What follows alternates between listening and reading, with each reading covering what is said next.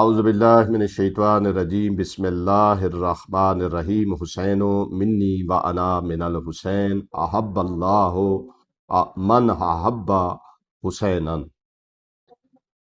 السلام علیکم ناظرین، شہید انسانیت کیوز پروگرام کے سلسلے کا آج ہمارا چھٹا دن ہے۔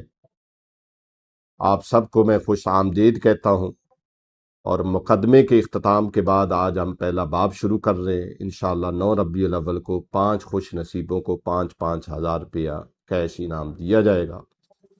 آپ جڑے رہیے اور ویڈیو دیکھنے کے بعد کمیونٹی ٹیب میں جا کے جواب دیتے رہیے۔ ناظرین، علامہ نکن صاحب لکھتے ہیں کہ کسی بھی انسان کے اخلاق اور شعور کی تشکیل میں اس کے آباء و اجداد کا بڑا عمل دخل ہوتا ہے، یعنی آباء و اجداد کی روایات کا بڑا حصہ ہوتا ہے اس کے اندر۔ امام حسین علیہ السلام کے اعلیٰ اوصاف کو سمجھنے کے لیے ان کے شاندار نسب پر نظر ڈالنا ضروری ہے۔ یعنی اگر امام حسین علیہ السلام کو دیکھنا چاہتے ہیں خاندانی اور نسب کے اعتبار سے، تو ان کے نسب کو دیکھنا پڑے گا۔ اس سلسلے کی جو کڑی ملتی ہے وہ حضرت ابراہیم علیہ السلام خلیل اللہ سے ملتی ہے، جن کی دعا کے نتیجے میں پیغمبر اسلام صلی اللہ علیہ وآلہ وسلم کی بعثت ہوئی۔ حضرت اسماعیل علیہ السلام کی اولاد میں سے آگے چل کر ایک عظیم شخصیت ابھری جن کا نام قصا بن کلاب تھا۔ قصا بن کلاب وہ پہلے شخص تھے جنہوں نے عرب کے مختلف قبائل کو جمع کیا، جو بکھرے ہوئے تھے ان کو جمع کیا۔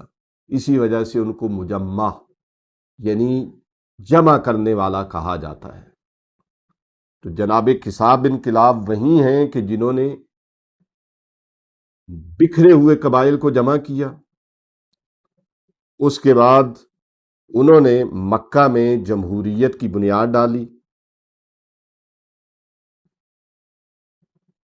بنیاد ڈالنے کے بعد انہوں نے دار الندوہ یعنی مشاورتی کونسل قائم کی کہ مشورے سے سب کچھ ہوگا۔ وہی جناب قصا بن کلاب جو امام حسین علیہ السلام کے جد اعلیٰ ہیں، انہوں نے حجاج کی خدمت کے لیے باقاعدہ قوانین بنائے۔ ان کے بعد جناب عبد المناف نے اس سلسلے کو آگے بڑھایا۔ ان کے بعد جناب ہاشم خدمت کے لیے آگے بڑھے۔ جناب ہاشم جنہیں مکہ میں قحط پڑنے کی وجہ سے،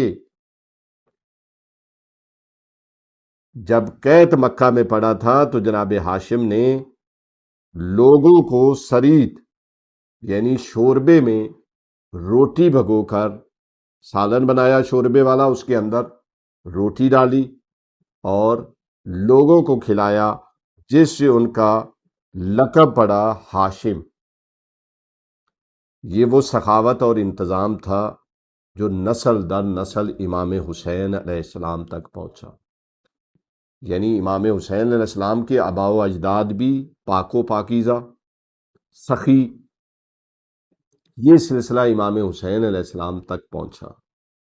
ناظرین کرام، تاریخ قریش کے اس اہم موڑ کو جاننے کے بعد اب وقت ہے کہ آج کے سوال کے لیے آپ ہمارے کمیونٹی ٹیب میں جائیں اور وہاں پہ سوال کے پول میں جو جواب بنتا ہے اس پہ آپ ٹک کریں۔ انشاءاللہ کل والی ویڈیو میں جناب عبد المطلب کے حوالے سے گفتگو کریں گے۔ وآخر دعوانا ان الحمدللہ رب العالمین۔ ہماری گزارش ہے کہ ہمارے فیس بک، یوٹیوب اور انسٹاگرام کے تمام پیجز کو لائک کریں، شیئر کریں اور سبسکرائب کریں۔ آپ کی حوصلہ افزائی ہمارے لیے قیمتی سرمایہ ہے۔ شکریہ۔